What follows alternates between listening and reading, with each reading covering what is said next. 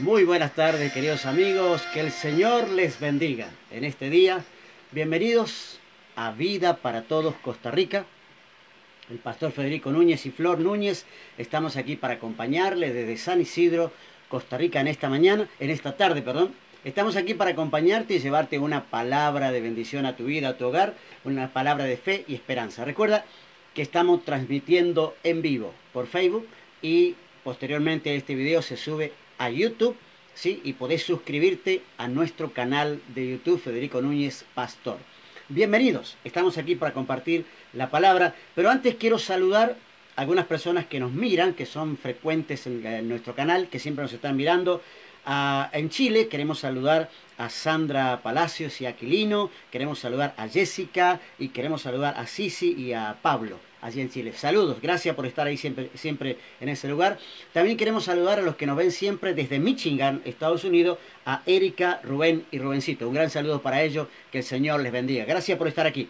Bien, ¿qué les parece si en esta tarde vamos a la palabra del Señor? Quiero hablarles en esta tarde acerca del tema de este mensaje, se llama reconocer.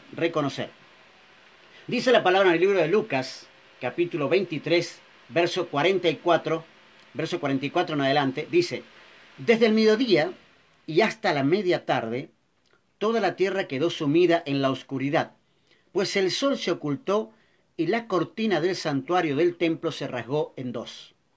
Entonces Jesús exclamó con fuerza: Padre, en tus manos encomiendo mi espíritu, y al decir esto, expiró.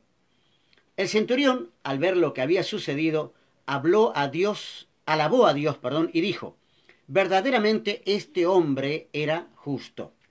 Entonces los que se habían reunido para presenciar aquel espectáculo, al ver lo ocurrido, se fueron de allí golpeándose el pecho. Pero todos los conocidos de Jesús, incluso las mujeres que lo habían seguido desde Galilea, se quedaron mirando desde lejos. Esto dice la palabra. Es un acontecimiento extraordinario, fue la muerte de Jesús, que muestra en este pasaje que la tierra toda estaba conmovida. Dice la Biblia que aquel momento sobre el monte Gólgota, donde Jesús fue crucificado, el Hijo de Dios, estaba sucediendo algo extraordinario. El Mesías, el enviado, estaba muriendo en manos de unos romanos en aquellos días. Estaba muriendo.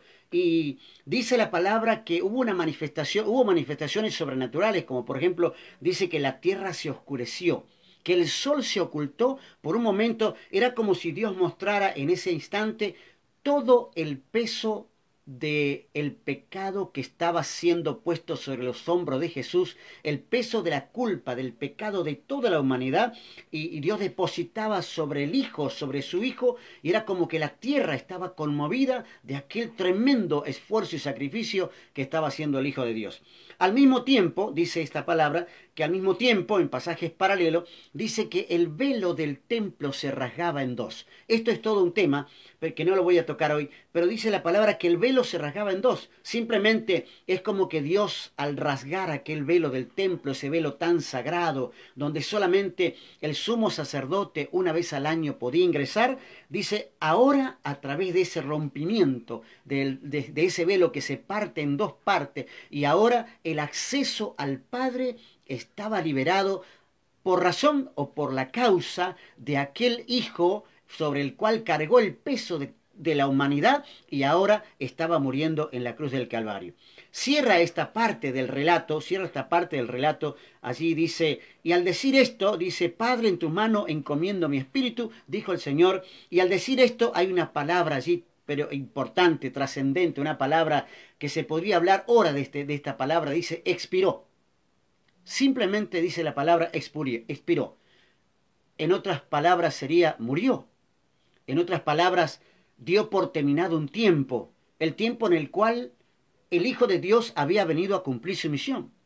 Dios había dicho a través del libro de Levítico, a través de Moisés, Dios habla a Moisés y le dice esta palabra: caminaré entre ustedes, yo seré su Dios y ustedes serán mi pueblo. Yo soy el Señor su Dios, que los saqué de Egipto para que dejaran de ser esclavos. Yo rompí las coyundas de su yugo y los hice caminar con la cabeza erguida. Eso dice Levíticos capítulo 26. Es decir, Dios dice, yo seré su Dios y ustedes serán mi pueblo. Ese era el punto crítico, la razón por la que venía Jesús a este mundo. Venía por Israel, venía por su pueblo. Y él dice, yo los liberé para hacerlos mi pueblo, para que estén conmigo. Había venido, según lo que estaba escrito, según las profecías y según lo que estaba escrito acerca de Jesús, había venido el Mesías prometido, la promesa de Dios, sí, estaba en Israel, estaba en ese momento allí cumpliendo, pero dice la palabra, su pueblo lo rechazó, no lo reconoció. Fue entonces que sucedió algo extraordinario, porque el Señor decidió añadir a otro pueblo. Decidió añadir a otro pueblo que no era pueblo en ese momento. Y dice que de esta manera Dios rechaza a Israel porque no lo reconoció y admite en alguna forma, está admitiendo al nuevo pueblo, a este pueblo gentil, es decir, a usted y a mí, a nosotros en general. Ahora, el Señor decide añadir otro pueblo y lo dice de esta manera en el libro de Romanos, que cita el libro de Oseas, dice Romanos 9:25, así lo dice Dios en el libro de Oseas, llamaré mi pueblo a los que no son mi pueblo, y llamaré mi amada a la que no es mi amada. Y sucederá que en el mismo lugar donde se les dijo, ustedes no son mi pueblo, ¿sí? Es lo que Dios había dicho acerca de los gentiles, ahora dice, serán llamados hijos del Dios viviente. Dios estaba incorporando a su vida, estaba incorporando a su reino a todos aquellos que no eran judíos. Dios estaba incorporándonos a nosotros a través de la muerte vicaria en la cruz del Calvario. Interesante, su pueblo no lo reconoció. Indudablemente, su pueblo no lo reconoció, ahí estaba el Hijo, pero ahora, ¿saben lo que sucede? Dios estaba reconociendo a un nuevo pueblo. Dios estaba reconociendo a todos aquellos que reconocían al Hijo de Dios. Y es interesante porque en este mismo pasaje que leemos, en este mismo pasaje que leímos recién, luego dice que hay una historia acerca del centurión que está mirando a la cruz, una historia de gente que está mirando a la cruz, una historia de la gente que estaba en ese momento participando de aquel espectáculo. Dice la Biblia, entonces los que se habían reunido para presenciar aquel espectáculo, en la muerte era todo un espectáculo. La muerte de un hombre, la muerte de 3 hombres en este caso, eran todo un espectáculo. Ahora, entre aquellos que presenciaban el espectáculo, entre comillas, ¿sí? Había 3 tipos de personas de las cuales quiero hablarles en este día. En primer lugar, estaba, dice la Biblia, el centurión. Pero vamos a leer el pasaje. El centurión, al ver lo que había sucedido, alabó a Dios y dijo, verdaderamente este hombre era justo. Esa es la visión del centurión. Entonces los que se habían reunido para presenciar el espectáculo, al ver lo ocurrido, se fueron de allí golpeándose el pecho. El segundo grupo. Y el tercer grupo dice, pero todos los conocidos de Jesús, seguramente aquella persona que eran seguidores e incluso algunos de sus discípulos que estaba allí, dice, las mujeres también que lo habían seguido de Galilea, se quedaron mirando desde lejos. 3 grupos de personas. Quiero empezar primero por las personas que se golpean el pecho. El primer grupo de personas dice, los que se golpean el pecho, ¿no? Los que se golpean el pecho. Había una forma de hacer la confesión antiguamente, una forma de confesarse que decía, por mi culpa, por mi culpa, por mi grandísima culpa. Esa era la forma de confesarse. Había que decirlo, ¿no? Había que decirlo a viva voz. Por mi culpa, por mi culpa, por mi grandísima culpa. Pero más tarde, esta forma, esta expresión de culpabilidad se quitó porque nadie quería ir delante de otra gente y gritar por mi culpa, por mi culpa, por mi grandísima culpa. Se quitó esta forma de hacerlo y entonces simplemente se golpeaban el pecho. Esa era otra forma. Golpearse el pecho era como un sinónimo de estar arrepentido de un pecado que se había cometido, ¿no? Entonces estaba allí, ¿no? Dice, ese gesto exterior de un dolor interior, ahora había gente que se golpeaba el pecho. ¿Quiénes eran los que se golpeaban el pecho? Yo creo que eran los mismos, escuche bien, yo creo que eran las mismas que con anterioridad a este tema, ellos gritaban, crucifíquenlo, crucifíquenlo, mátenlo, llévenlo a la cruz. Suelten a Barrabás. Ese mismo grupo de judíos, porque eran judíos, eran el pueblo de Dios, pero ahora al ver la muerte, la crueldad de los golpes que le dieron a Jesús, la crueldad de lo que significaba la crucifixión, ahora estaban gritando, ahora se golpeaban el pecho, ¿no? Sin decir por mi culpa, por mi culpa, por mi grandísima culpa, ahora estaban sintiendo dolor interior. Ahora sentían el dolor de esa culpa que tenían. Ahora, ¿no? Ahora sienten culpa, pero ya es tarde. Hay gente que siente culpa por el pecado, pero siempre la sienten tarde, después que lo cometieron. Hay gente que siente dolor de los hechos que hace, pero lo siente tarde, después de haberlos cometido.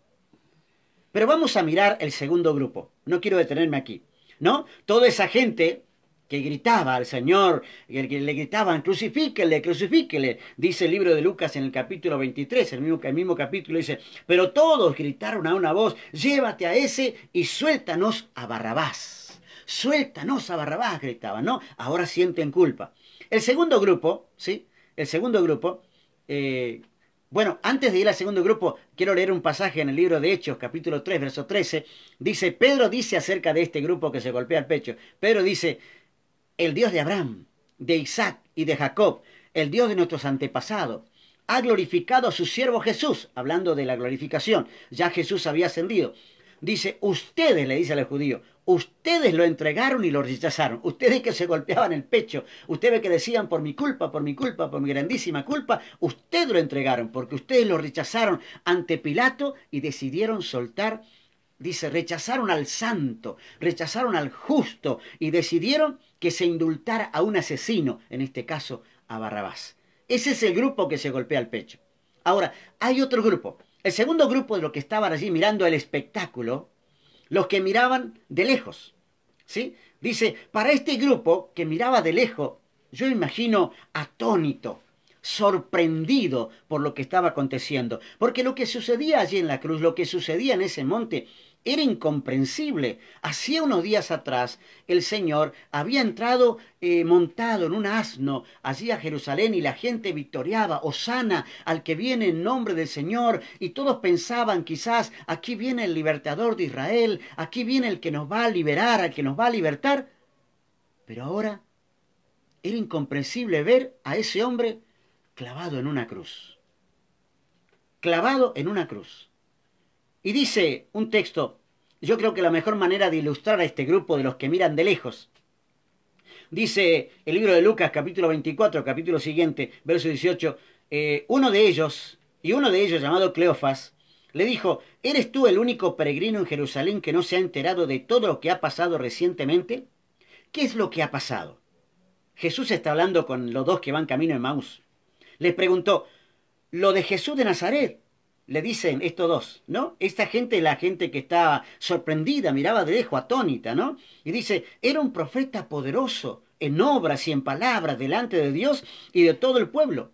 Dice, los jefes de los sacerdotes y nuestros gobernantes lo entregaron para ser condenado a muerte y lo crucificaron. Increíble, lo acaban de crucificar, lo crucificaron. Pero nosotros, dice, escucha bien, nosotros los que miramos de lejos, abrigábamos la esperanza que era Él quien redimiría a Israel. Él era el libertador. Esta gente miraba atónita, sorprendida, realmente impresionado, y lo que veían era incomprensible. Miraban diciendo, el Hijo de Dios, el Mesías, nuestro Mesías, está colgado de esa cruz y está muriendo, y murió. Yo creo que era inconcebible para aquellas mentes lo que estaba pasando. Por eso es que miraban de lejos. Entonces, vamos al tercer grupo. El tercer grupo está representado en el centurión romano.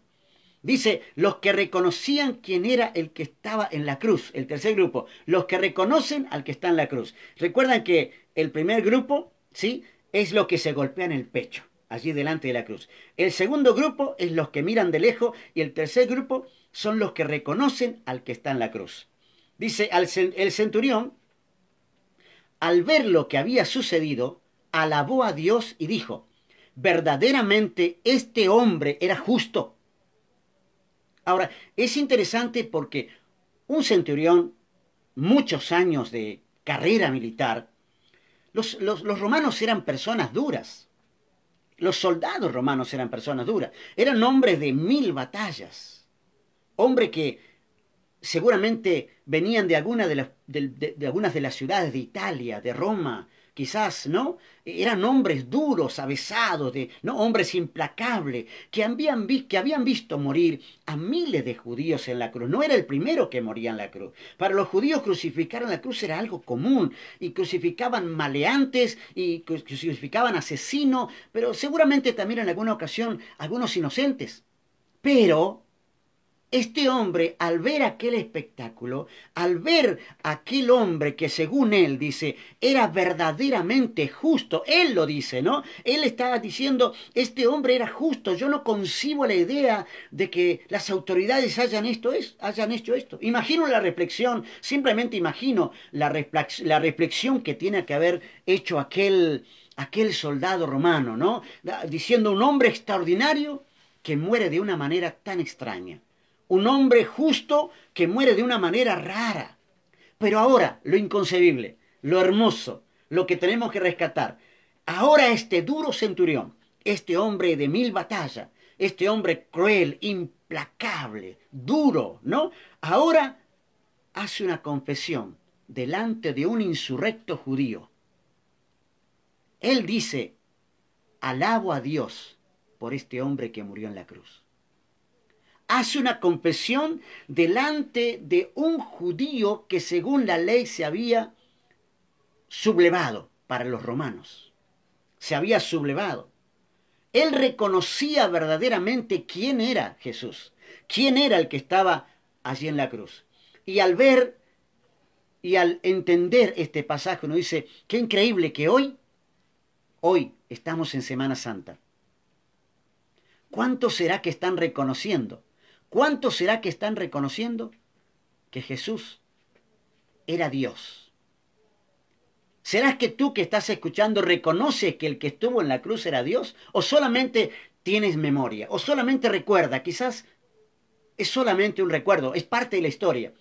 Pero no es la historia, era Jesús, el Hijo del Dios viviente, el Mesías, el enviado de Dios, el que moría en la cruz. Indudablemente Dios estaba incorporando gente nueva a su reino. Y el soldado romano, el centurión romano, era uno de los primeros que se estaba incorporando a ese reino celestial que Dios tiene preparado para nosotros. Dice la palabra, se cumple en el centurión, alguna de las palabras que voy a leer, dice, si alguien reconoce que Jesús es el Hijo de Dios, Dios permanece en él y él en Dios. El soldado romano estaba reconociendo que Jesús, el que estaba en la cruz, era Dios. ¿Reconoce usted, amigo, hermano, reconoce usted que el que estuvo en la cruz era Dios? ¿Reconoce usted que aquel que murió en la cruz y cargó los pecados de todos los hombres y de toda la humanidad era el Hijo de Dios, el Mesías, el enviado de Dios? Otra palabra que se cumplió en este momento fue, dice, porque con el corazón se cree para ser justificado, pero con la boca se confiesa para ser salvo. Él estaba confesando, estaba creyendo en su corazón y estaba confesando con su boca. Se estaba cumpliendo la palabra de Dios en este hombre.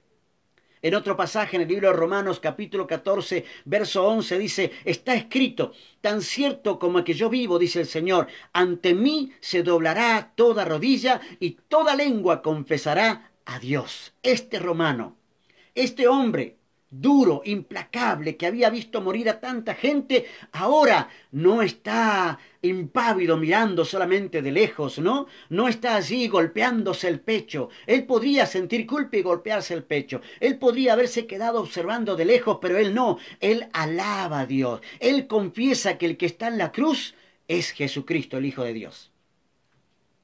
Hoy tú confiesas que Jesús es Dios. ¿Hoy tú crees que Jesús es Dios? Quiero hacer una pregunta para cerrar. ¿A cuál de estos grupos perteneces?